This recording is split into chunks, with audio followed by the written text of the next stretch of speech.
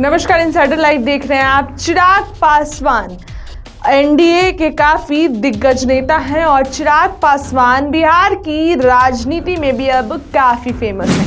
देखिए, चिराग पासवान बीते दिनों अमित शाह से चिराग पासवान ने मुलाकात की थी।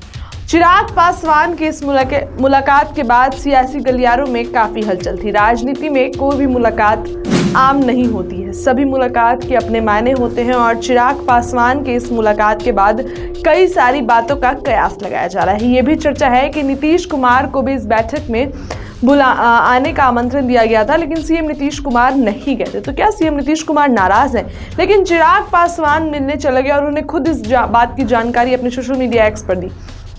इसके बाद से कई कयास लगाए जा रहे हैं। चिराग पासवान पटना आए हैं। पटना आने पर उन्होंने इस मुलाकात के बारे में बताया है। अमित शाह से मुलाकात किए हैं, गृह मंत्री हैं। क्या कुछ कह रहे हैं चिराग पासवान इस मुलाकात को लेकर? चिराग पासवान की बात को सुनिए। देखिए, केंद्रीय गृह मंत्री जी से मुलाकात हुई है। कई विषयों पर हम लोग की चर्चा हुई, हम लोग की मुलाकातें हुई। मौजूदा राजनीतिक परिस्थितियां, जिसमें स्वाभाविक है कि आगामी बिहार के विधानसभा के चुनाव हैं। बिहारी हूँ, बिहार राज्य हमेशा से मेरे लिए प्राथमिकता रहा है, उसको लेकर भी चर्चा हुई।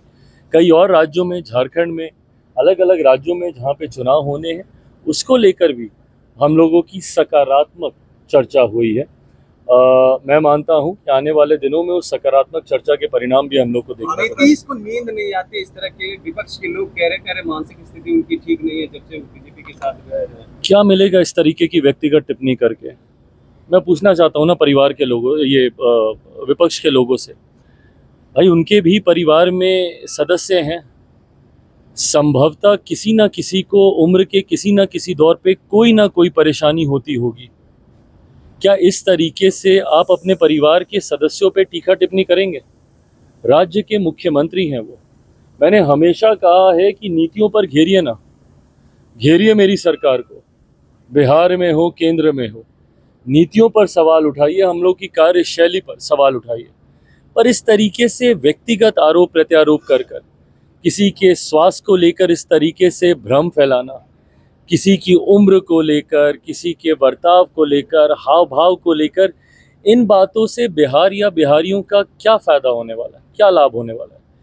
ये दर्शाता है कि विपक्ष किस तरीके से मुद्दाहीन है।